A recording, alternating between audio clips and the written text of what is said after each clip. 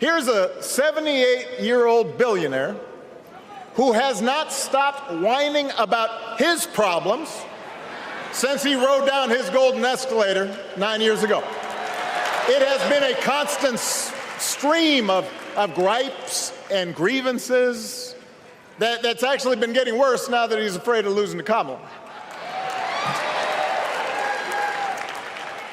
There's the childish nicknames, the crazy conspiracy theories, this weird obsession with crowd sizes.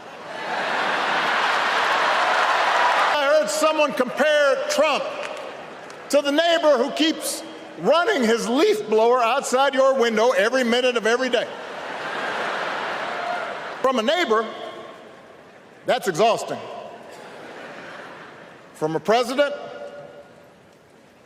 it's just dangerous.